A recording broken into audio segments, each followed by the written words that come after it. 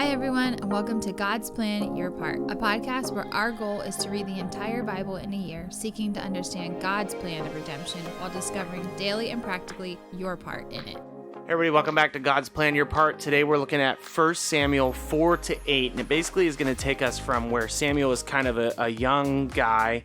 We're going to see that prophecy about Eli and his sons fulfilled. We're going to see Israel ask for a king. There's a lot that happens in these chapters. So it seems like a great day for you to stick around and listen to the reading or even read it for yourselves for the day. But basically, we start out with this weird battle where the Philistines are fighting against the Israelites, and the Israelites keep losing. They have no idea why they keep losing. It's kind of hilarious. Like we've seen this story time and time and time again, where the Israelites are not obeying the Lord, and so the Lord refuses to fight for them, and God doesn't rescue them until they repent. But in this instance, they actually just ignore God altogether and drag the Ark of the Covenant out into the battlefield, which is probably the stupidest decision that they've made in a long time.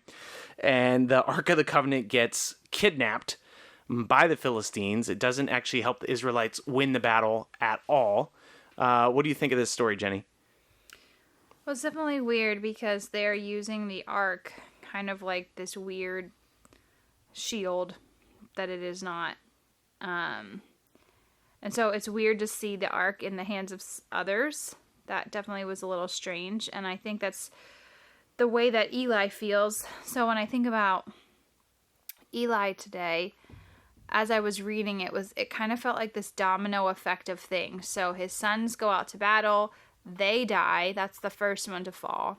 A messenger comes back to tell Eli that they have died, and he literally falls over, breaks his neck, and knowing that the ark was stolen, he dies. Then his daughter-in-law is about to give birth to her son, and she dies also. I'm pretty positive. Yep, she does. So it's like this domino effect of death in this very short time frame. And actually, in each of those instances, they're not actually concerned about the people. It seems like they're concerned about the ark, which is kind of funny.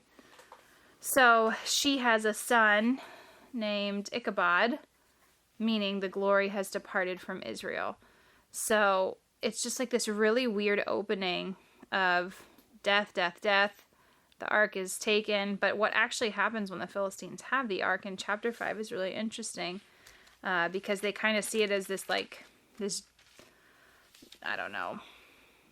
battle trophy type thing. It's almost, this is not exact. It doesn't exactly work out this way, but it's almost like they're using God like witchcraft or something. So they think they have this magical instrument. Well, they take it in and put it where their God resides. So, you're talking about the Philistines. Yeah. Sorry, I was thinking of Israel itself, but yeah. Well, they understand that it has power because they're like, oh, this is the same thing that the Israelites who defeated the Egyptians are carrying around. So they recognize its power, I think, because they put it in the same place where their highly revered God is. But the ironic part of that is that each day that they wake up, their god Dagon continually falls over, except the second day when they wake up to find it fallen over.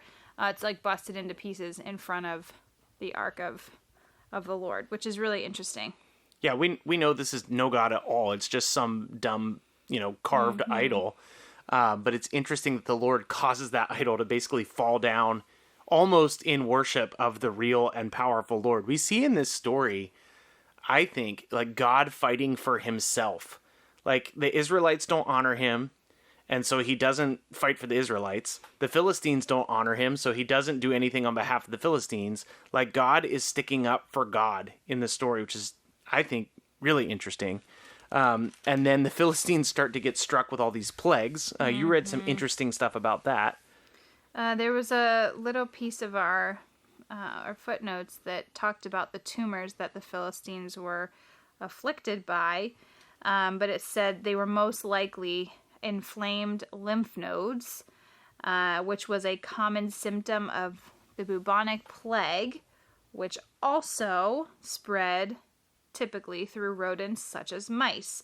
So when the Philistines had these awful tumors and and probably spread through mice, that may have been the reason for them to send the gold replicas of the mice and the tumors to appease the God of Israel, which is really crazy. So they have the ark for 7 months, and the Lord is basically afflicting the people for those 7 months. And then they're like freaking out, like, what do we do with this? Let's get rid of this thing.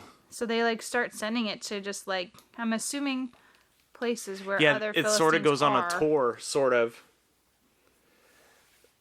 It's really interesting if you think about God bringing glory to himself. It's almost like they have him in this city, then they move him to this city, then they move him to this city, and God is everywhere. He's omnipresent. He's not bound to some city. But each stop would have shown the people the power of the Lord. And so they end up sending it back. They send it back to Israel, and when it comes back to Israel, people are amazed and thankful. You can tell here that they just have no clue what they're dealing with or who they're dealing with. And it comes back to Israel. Yeah. So it does make its way back. The people are super excited again. However, once it returns, it seems like it's not too long after that the people are geeking out because they want to have a king over them.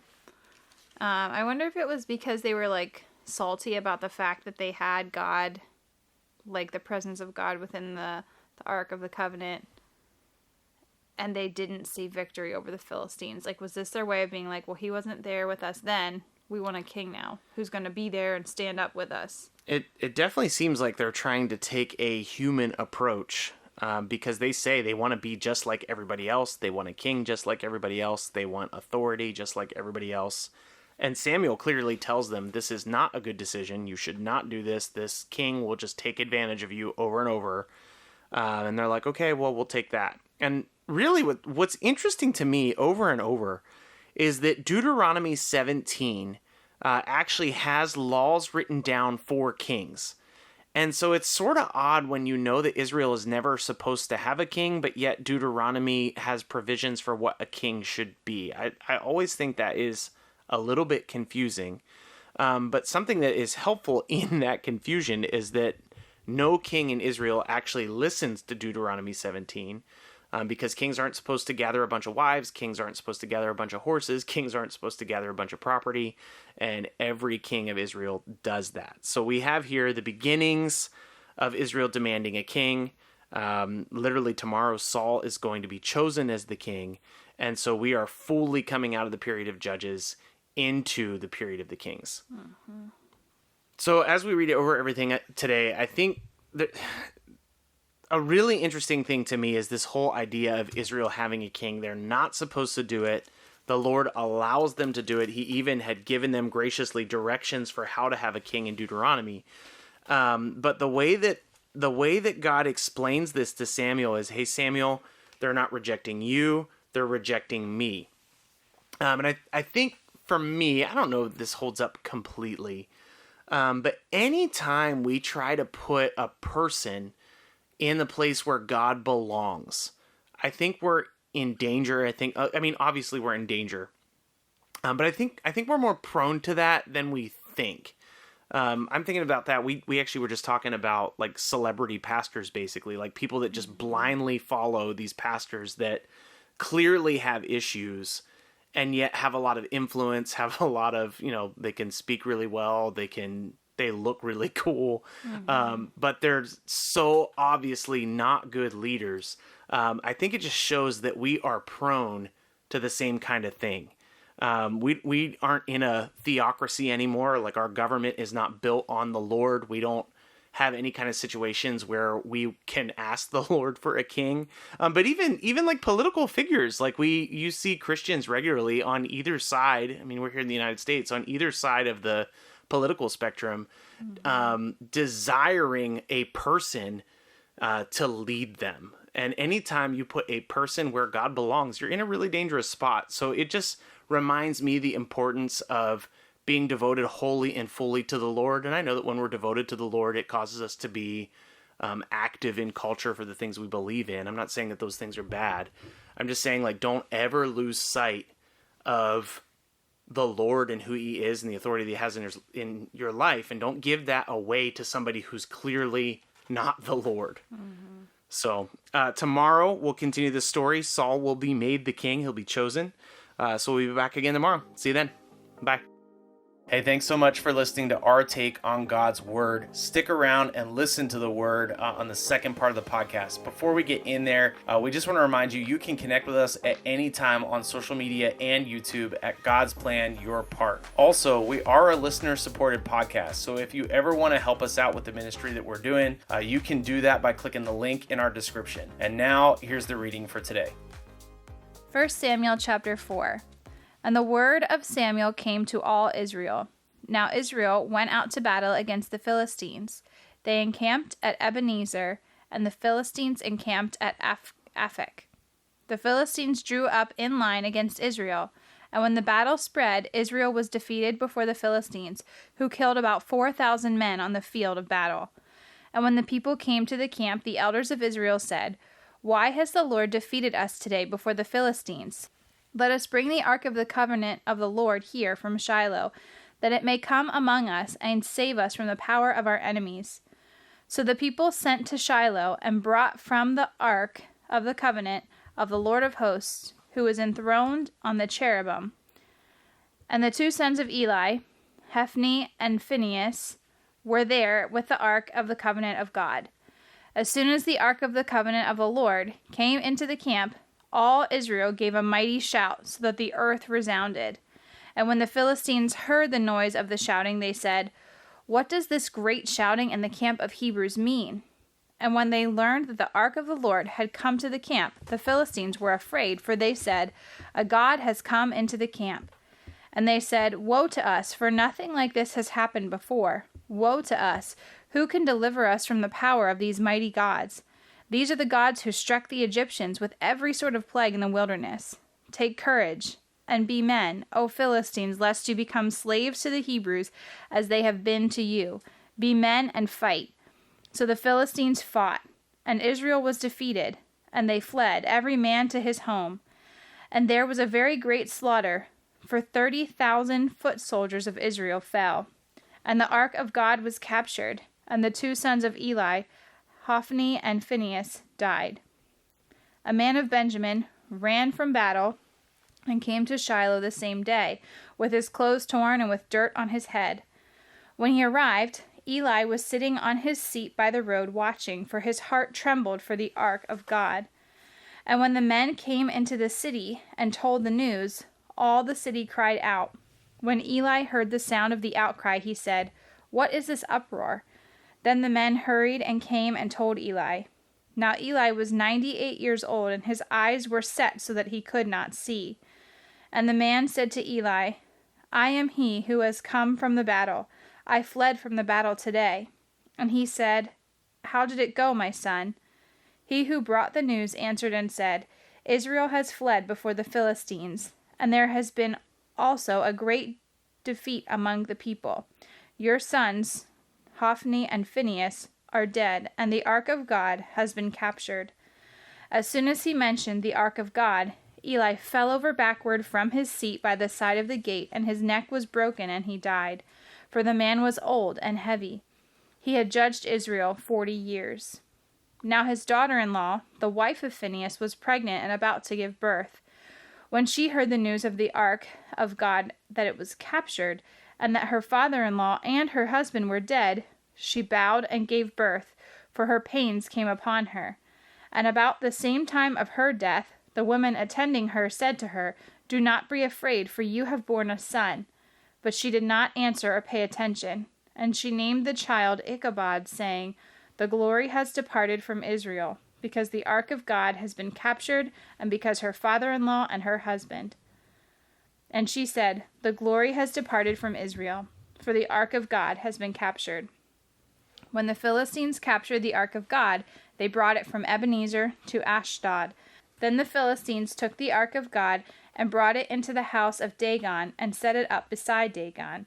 And when the people of Ashdod rose early the next day, behold, Dagon had fallen face downward on the ground before the ark of the Lord.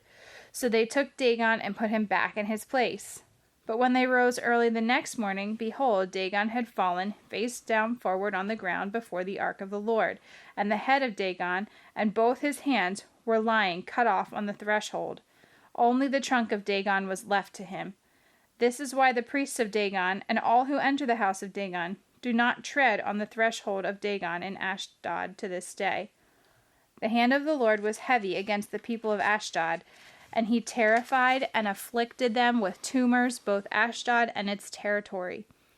And when the men of Ashdod saw how things were, they said, "The ark of the God of Israel must not remain with us, for his hand is hard against us, and against Dagon our God." So they sent and gathered together all the lords of the Philistines, and said, "What shall we do with the ark of the God of Israel?" They answered, "Let the ark of the God of Israel be brought around to Gath." So they brought the ark of God of Israel there. But after they had brought it around, the hand of the Lord was against the city, causing a very great panic, and he afflicted the men of the city, both young and old, so that tumors broke out on them. So they sent the ark of God to Ekron. But as soon as the ark of God came to Ekron, the people of Ekron cried out, "They have brought around us the ark of the God of Israel to kill us and our people." They sent therefore and gathered together all the lords of the Philistines, and said, "Send away the ark of the God of Israel, and let it return to its own place, that it may not kill us and our people." For there was a deathly panic throughout the whole city. The hand of God was very heavy there. The men who did not die were struck with tumors, and the cry of that city went up to heaven. The ark of the Lord was in the country of the Philistines for 7 months. And the Philistines called for the priests and the diviners, and they said, "What shall we do with the ark of the Lord? Tell us with what we shall send to its place." They said, "If you send away the ark of God of Israel, do not send it empty, but by all means return him a guilt offering. Then you will be healed, and it will be known to why his hand does not turn away from you." And they said, "What is the guilt offering that we shall return to him?" They answered, 5 golden tumors and 5 golden mice, according to the number of the lords of the Philistines. For the same plague was on all of you and all of your lords. So you must take images of your tumors and images of your mice that ravage the land, and give glory to the God of Israel. Perhaps he will lighten his hand from off of you and your gods and your land. Why should you harden your hearts as the Egyptians and Pharaoh hardened their hearts, after he had dealt severely with them? Did they not send the people away, and they departed? Now then, take and prepare a new cart and 2 milk cows, on which there has never come a yoke, and yoke the cows to the cart, but take their calves home away from them. And take the ark of the Lord, and place it on the cart, and put in a box at its side the figures of gold which you are returning to him as a guilt offering. Then send it off, and let it go its way, and watch. If it goes on the way of its own land to Beth-Shemesh, then it is he who has done us great harm. But if not, then we shall know that it is not his hand that has struck us. It happened to us by coincidence." The men did so, and took 2 milk cows, and yoked them to the cart, and shut up their calves at home. And they put the ark of the Lord on the cart, and the box with the golden mice and the image of their tumors. And the cows went straight in the direction of Beth-Shemesh, along one highway, lowing as they went. They turned neither to the right nor the left, and the lords of the Philistines went after them as far as the border of Beth-Shemesh. Now the people of Beth-Shemesh were reaping their wheat harvest in the valley, and when they lifted up their eyes and saw the ark, they rejoiced to see it. The cart came into the field of Joshua of Beth-Shemesh and stopped there. A great stone was there, and they split up wood off the cart and offered the cows as a burnt offering to the Lord. And the Levites took down the ark of the Lord and the box that was beside it, in which were the golden figures, and set them upon the great stone. And the men of Beth-Shemesh offered burnt offerings and sacrificed sacrifices on that day to the Lord. And when the 5 lords of the Philistines saw it, they returned that day to Ekron. These are the golden tumors that the Philistines returned as a guilt offering to the Lord. 1 for Ashdod, 1 for Gaza, 1 for Ashkelon, 1 for Gath, 1 for Ekron. And the golden mice according to the number of all the cities of the Philistines belonging to the 5 lords, both fortified cities and unwalled villages. The great stone beside which they set down the ark of the Lord is a witness to this day in the field of Joshua in Beth-Shemesh. And he struck some of the men with Beth-Shemesh, because they looked upon the ark of the Lord. He struck 70 men of them. And the people mourned, because the Lord had struck the people with a great blow. Then the men of Beth-Shemesh said, "Who is able to stand before the Lord, this holy God?" And to whom shall he go up away from us? So they sent messengers to the inhabitants of Kiriath-Jearim, saying, The Philistines have returned the ark of the Lord. Come down and take it to you. And the men of Kiriath-Jearim came and took up the ark to the Lord, and brought it to the house of Abinadab on the hill. And they consecrated his son Eleazar to have charge of the ark of the Lord. From the day that the ark was lodged at Kiriath-Jearim, a long time passed, some 20 years, and all the house of Israel lamented after the Lord. And Samuel said to the house of Israel, If you are returning to the Lord with all your heart, then put away the foreign gods and the Ashtoreth among you, and direct your heart to the Lord, and serve him only. He will deliver you out of the hands of the Philistines. So the people of Israel put away the Baals and the Ashtoreth, and they served the Lord only. Then Samuel said, Gather all Israel at Mizpah, and I will pray to the Lord for you.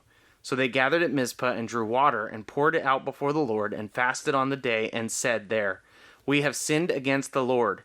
And Samuel judged the people of Israel at Mizpah. Now when the Philistines heard that the people of Israel had gathered at Mizpah, the Lord of the Philistines went up against Israel. And when the people of Israel heard of it, they were afraid of the Philistines. And the people of Israel said to Samuel, Do not cease to cry out to the Lord our God for us, that he may save us from the hand of the Philistines. So Samuel took a nursing lamb and offered it as a whole burnt offering to the Lord. And Samuel cried out to the Lord for Israel, and the Lord answered him.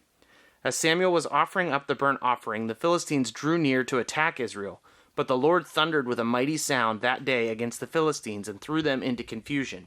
And they were defeated before Israel. And the men of Israel went out to Mizpah, and pursued the Philistines, and struck them as far as below Beth-kar. Then Samuel took a stone, and set it up between Mizpah and Shen, and called its name Ebenezer. For he said, Till now the Lord has helped us.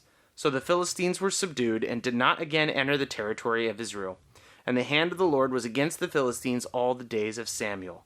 The city that the Philistines had taken from Israel were restored to Israel, from Ekron to Gath. And Israel delivered their territory from the hand of the Philistines. There was peace also between Israel and the Amorites. Samuel judged Israel all the days of his life, and he went on a circuit year by year to Bethel, Gilgal, and Mizpah, and he judged Israel in all these places. Then he would return to Ramah, for his home was there, and there also he judged Israel. And he built there an altar to the Lord. When Samuel became old, he made his sons judges over Israel. The name of his firstborn son was Joel, and the name of his second Abijah, and they were judges in Beersheba. Yet his sons did not walk in his ways, but turned aside after gain. They took bribes and perverted justice. Then all the elders of Israel gathered together, and came to Samuel at Ramah, and said to him, Behold, you are now old, and your sons do not walk in your ways. Now appoint for us a king to judge us like all the nations. But the thing displeased Samuel when they said, Give us a king to judge us. And Samuel prayed to the Lord. And the Lord said to Samuel, Obey the voice of the people in all that they say to you. For they have not rejected you, but they have rejected me from being king over them. According to all the deeds that they have done, from this day I brought them up out of Egypt, even to this day, forsaking me and serving other gods, so they are also doing to you. Now then, obey their voice, only you shall solemnly warn them, and show them the ways of the king who shall reign over them. So Samuel told all the words of the Lord to the people who were asking for a king from him. He said, These will be the ways of the king who will reign over you. He will take your sons and appoint them to his chariots, and to be his horsemen, and to run before his chariots. And he will appoint for himself commanders of thousands and commanders of 50s, and some to plow his ground and to reap his harvest, and to make his implements of war and the equipment of his chariots. He will take your daughters to be perfumers and cooks and bakers. He will take the best of your fields and vineyards and olive orchards and give them to his servants. He will take the 10th of your grain of your vineyards and give it to his officers and to his servants. He will take your male servants and female servants, and the best of your young men and your donkeys, and put them to work. He will take the 10th of your flocks, and you shall be his slaves. And in that day you will cry out because of your king, whom you have chosen for yourselves, but the Lord will not answer you in that day. But the people refused to obey the voice of Samuel, and they said, No, but there shall be a king over us, that we may also be like all other nations, and that our king may judge us and go out before us and fight our battles. And when Samuel had heard the words of the people, he repeated them in the ears of the Lord. And the Lord said to Samuel, Obey their voice, and make them a king. Samuel then said to the men of Israel, "Go every man to his city." Thanks so much for listening to God's Plan, Your Part. If anything stuck out to you, if you have any questions, or if you'd like to receive a Bible, you can email us at godsplanyourpart@gmail.com. Also, if you're enjoying the podcast, please consider supporting us through the link in our description. We love that you're on this journey with us, and we hope you have a great day. See you tomorrow.